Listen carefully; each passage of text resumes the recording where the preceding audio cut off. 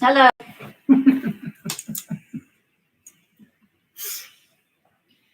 Hi there. Where am I sitting? I don't know where I'm sitting.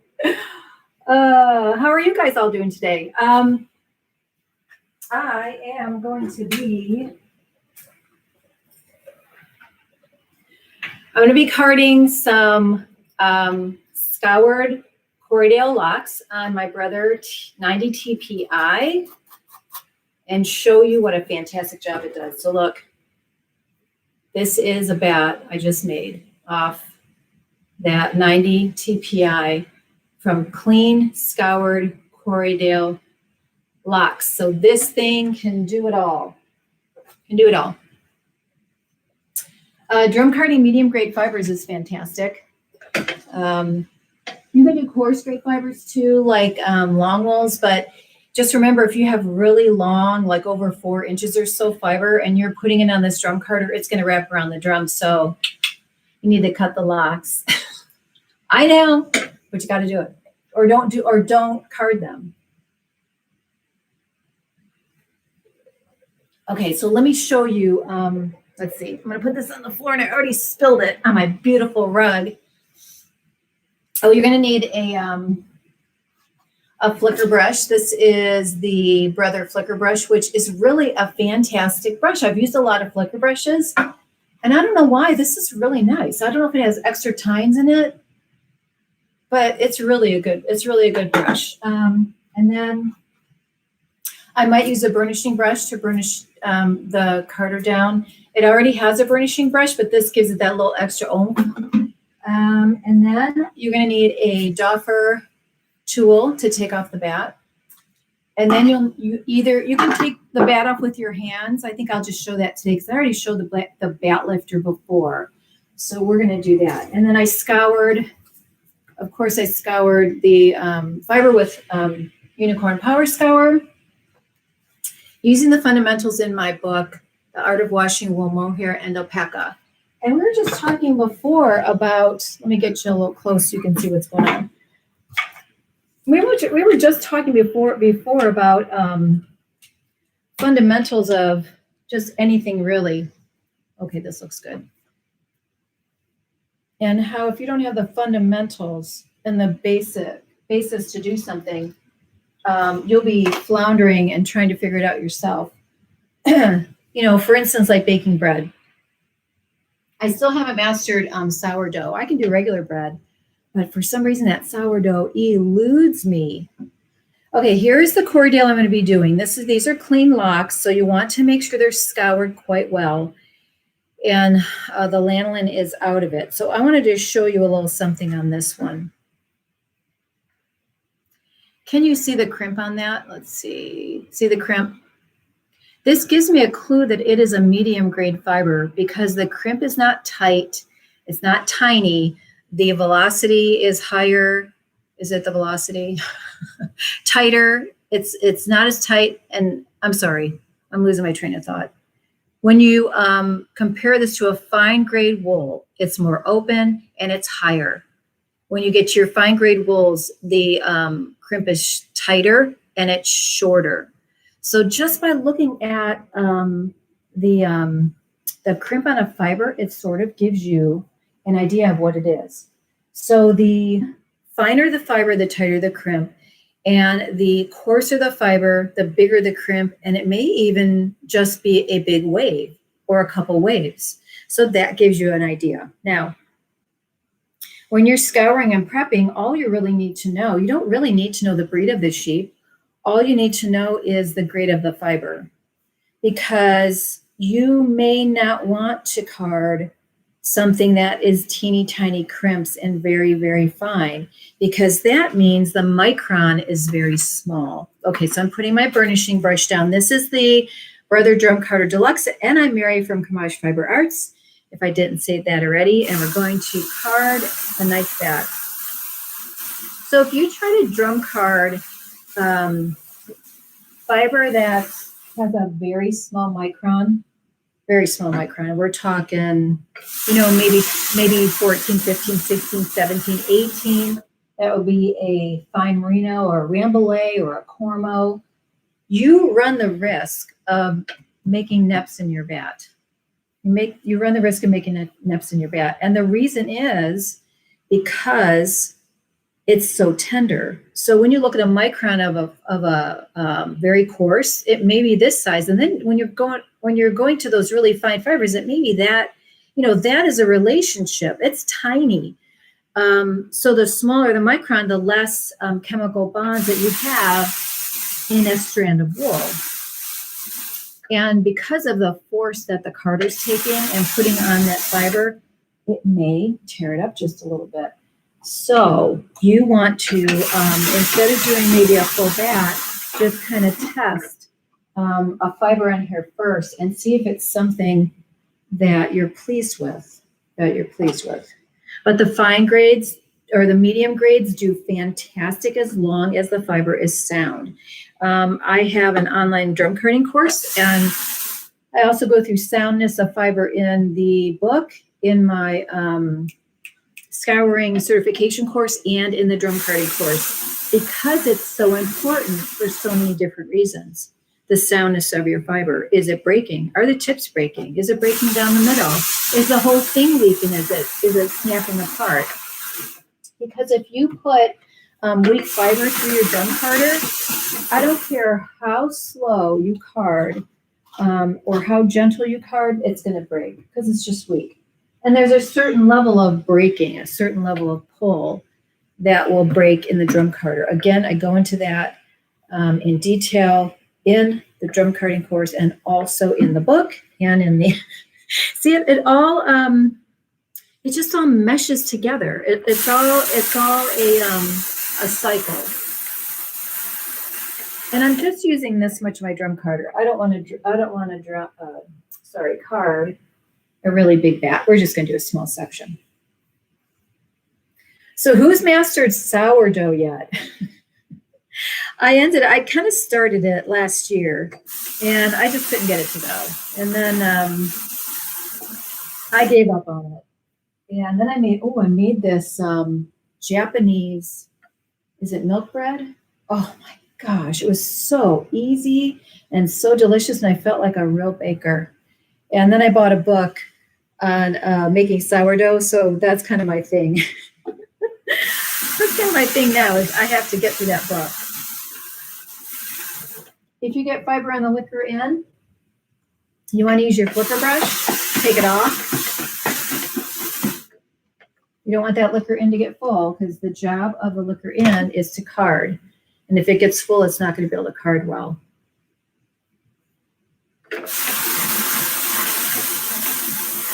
So have you gotten neps in your bats before? I mean, I've seen some bats that were a neppy, noily mess. And I look at them and I want to tell people what they're doing wrong. But I can't. If they don't want to know, I don't offer up information.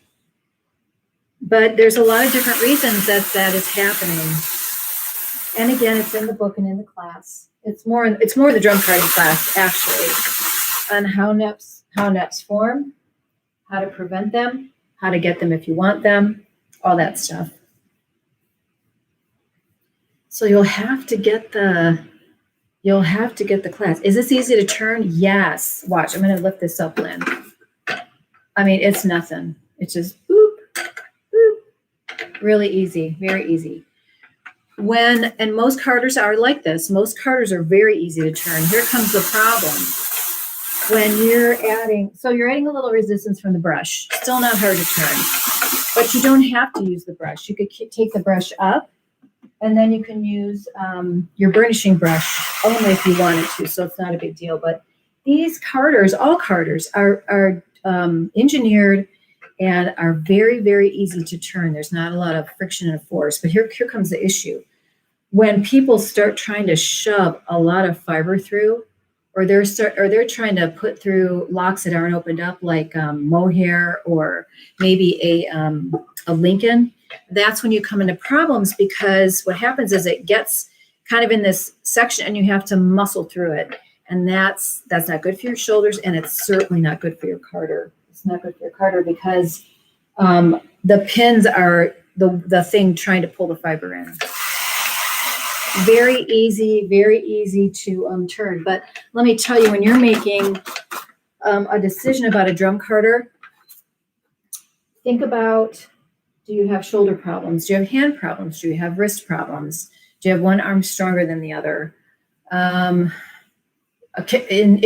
2 years, can you still turn this? How many hours a day are you going to be carding? That kind of thing. So if you have come to the conclusion that, maybe in a couple years, or even a year, or even now, you can't handle the forces of even just turning a drum carder, you may want to look into something electric. The electric ones are fantastic. I've used a lot. I've used the Strouch electric, the Clemens and Clemens electric, and the Brother triple drum electric, and I love them all. Love them all, because you have so as this is turning, your hands are free to do what they want. You can stand on any side of the drum carder. That's what makes it really, really nice. Really nice. So save up your money. save up your dollar bills. But I'll tell you that the Brother has the best prices. The absolute best prices. And this is a hardy machine. This thing is built to last, So this one is the deluxe, and it's a little higher. And since it's higher, let me see if I can bring you over. This handle, it clears the table, which is really nice because I can put it in the middle of a table and card. I don't have to clamp it to the side of a table. And it's really heavy that it just kind of stays there.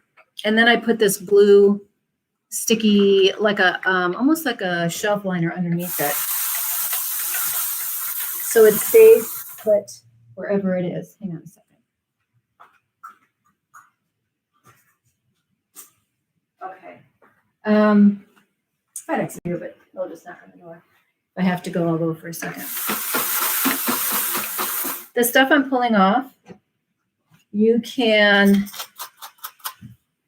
put it through. Hey, I'm going to answer the door for a minute. Don't go away. Thank you. Okay. You can put this back in. Thank you. I have to sit and crank when I buy a carder. I have back problems. I can't stand for long. I'm looking at Brother's carders. I have good crank strength. That's cool. Well, let me tell you what happens when you sit, Lynn. When I'm a physical therapist, I'm Hera. Shh. I'm always talking about ergonomics. So when I'm sitting, I'm going to show you. When I sit and I'm cranking, look at the position of my arm. Way up there. I'm using so much shoulder strength to hold this arm up to be able to crank. So you need to get your table low because you want to be in a position where your elbow is to your side and you're cranking and your shoulder is relaxed. So, I mean, it's not a bad thing to do this, but really get a table that's very low, and that will help your shoulder a lot. That will help your shoulder a lot. I always repeat as if somebody didn't hear me the first time. I don't know why I do that. All right, let's take this bat off. Let's see if you can see this. Okay, and then I've got my doffer tool, and you can see it's just a small section. So there's nothing to say that you can't do it too high, but I want a regular, not the deluxe. Yep, that's fine, yeah. I'm a Brother dealer, so if you buy a carder through me, you will get the drum carding course for free. If you already bought the drum carding course, we can give you a different course, so don't worry about it. We'll do something. Okay, so because it's the first pass, I'm going to use my flicker brush to sort of get that off. I don't use my flicker brush to take everything off because it sort of messes up the back of the bat. But because this is my first pass, I'm going to use it. Okay, so that came out pretty good. Let me see how much battery I have on my camera. Oops. Hopefully we'll get through this. Okay. Now this is only one pass, y'all. One pass. Very nice. Very nice already. Only one pass. If you see little neps in there, just pull them out. Try to get them out before you're spinning, because you don't want to start and stop and start and stop when you're spinning. This is a Rupert's Corriedale, and this fiber, let me show you, not a speck of vegetable matter, not a speck of vegetable matter, because this is a coated sheep. Now, there's always something, we were just talking about this too, that beginners always want to buy the cheapest stuff, and the cheapest stuff in the fiber world is going to be dirty and full of vegetable matter and really hard to clean. And honestly, you need some skills to clean that stuff and some skills to take out that vegetable matter. So if you are a beginner, take some classes. From me or somebody else, it doesn't matter, but take some classes and learn how to scour correctly and take out vegetable matter and all that stuff, and start out with the best fiber that you can buy, because you just start out with the worst, and it's so frustrating. Lynn says, I thought of getting the baby brother, but I have a feeling I would regret that and should get the larger version. I think that's a good idea. That's a good idea. The little one's nice. There's another little nep in there. The little one's nice, but I don't know. I just like I like the bigger drum. I feel that it cards best, from in the middle section, well, over to the edges. I like the little one too, but yeah, I think it's more for folks that are restricted to space, money, all that stuff. So if you've got the money to buy a little bit, bigger carder, I would say get it. Get it. Whether it's through me or whether it's through Brother. Brother has a website, and they sell directly off their website as well. And I'm updating their user manual, so it's really pretty and really fun, and we're almost done with it. Lynn also says, can you use acrylic wool mixed fibers? Absolutely. Oh, they're in the same state. They just had some bad storms and some power outage, and they're finally back to work. They're finally back in the shop producing carders. So just to remind you, a carded bat is a woolen press. Oh, Brothers Made in Silverton. One of these days I'll visit those guys. They're super nice. I usually talk to Gabriel. I haven't talked to John, but they seem like they're really nice guys. And they run a really great business. Get out of the way. I like them a lot. So we have kind of paired up. You had your 3-day winter snow. It's gone, and that's good. It's gone. We haven't had any snow here. But Florida has its own problems. We have sweltering hot summers and hurricane season. So someone just posted that we have 100 more days before hurricane season. So we start to prep early. We get food and water, and we have a generator and candles and all that stuff. Because the first year we came here, my husband didn't want to buy a generator, and I'm like, oh man, we need a generator. But he's a guy. And dude, that's 2 passes. Oop, let's get over here. 2 passes. That's really beautiful. And I'm seeing a couple more neps. And I could get rid of all if I prep this correctly, like I do in my class, I wouldn't get any neps at all. Not one, guaranteed. But I just wanted to kind of show you this. And again, it kind of shows you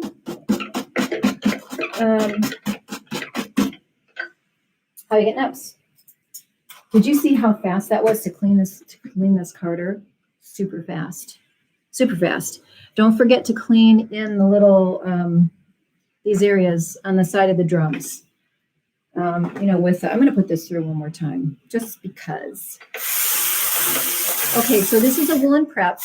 And what that means is Can you see how disorganized that is? So it's not straight. Even though I might put the fiber in straight, the brush is sort of make it all over the place. Can you card a bat too much? No. And let me preface that. Let me explain that a little bit. You can card a bat too much if you have color. So say you're mixing color, and if you keep carding it and carding it and carding it, it's going to keep blending and blending and blending, and it's going to turn into one color. But if I carded this bat 5 times, no, you cannot overcard a bat. And but why would you want to card it 5 times? Because you're going to see in 3 times, it's pretty nice, pretty nice. So no. Oh, and you cannot card out neps. Did you hear that? You cannot card out neps.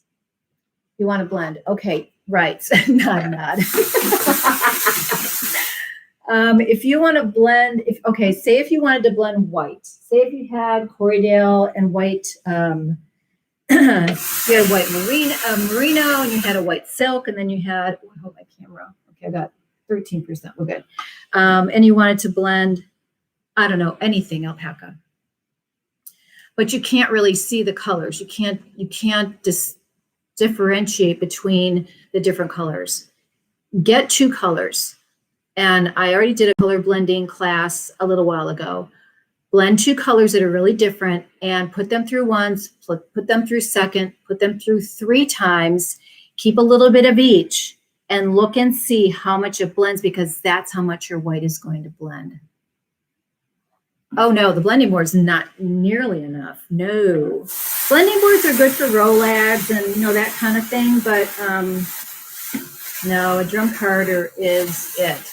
If you diz off this, if you use a diz,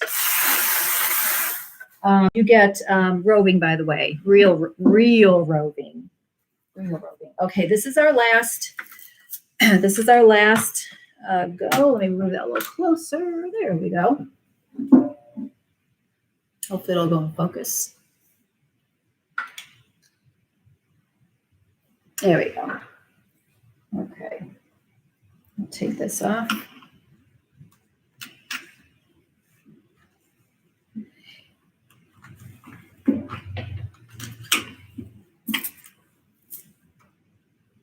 Don't cut this, by the way.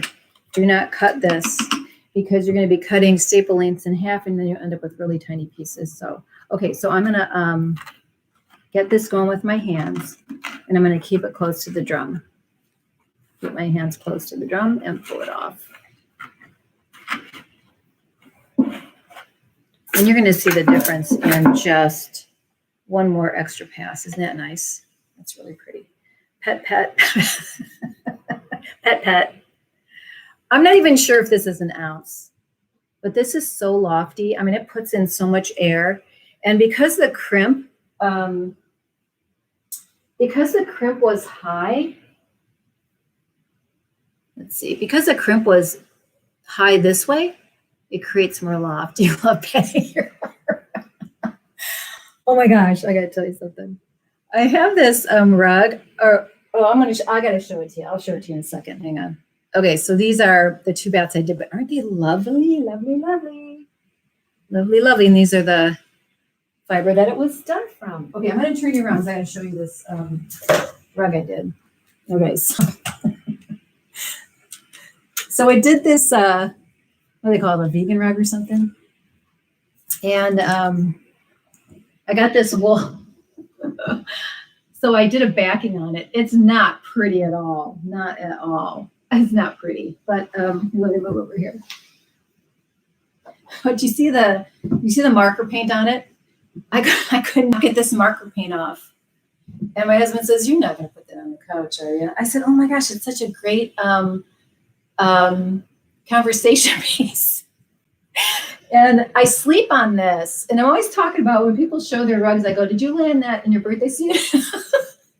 I haven't laid on my birthday suit yet, but man, laying on this thing and taking a nap is the best ever. And then I have a golden doodle, and when she lays on it, you can't tell she's on it. That's funny. Okay, let me get my face back in here.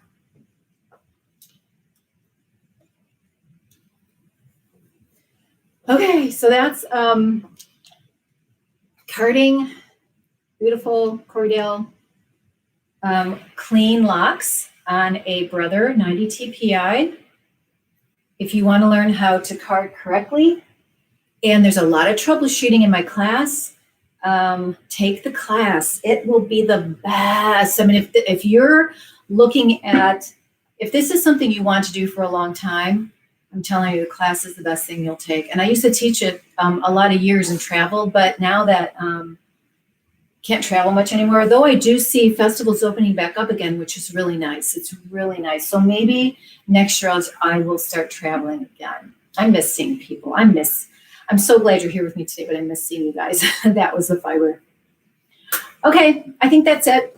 Again, commercial, don't forget my How to Wash Wool, Mohair, and Alpaca on Amazon. And, I have a giveaway at the Camaj Fiber Arts Facebook page for the book and some unicorn power scour. I've seen sites called I've seen 72 TPI. I have a Stretch Mat Batter, and the Clemens & Clemens is also a 72 TPI. Very nice. I card anything on it. So it's really just your preference, of whether, I can card something just as beautiful on a 72 TPI. I really can. It's just, kind of what you want to do. You're welcome, Julie. You're welcome. Your board is a 72. Nice. All right. I'm on Facebook. CamajFiberArts.com is my website. We do lots of group sales, and we have some stuff on sale right now. 10% off. Use the coupon code LAMB, LAMB, like a baby sheep. So use the coupon code LAMB for 10% off today.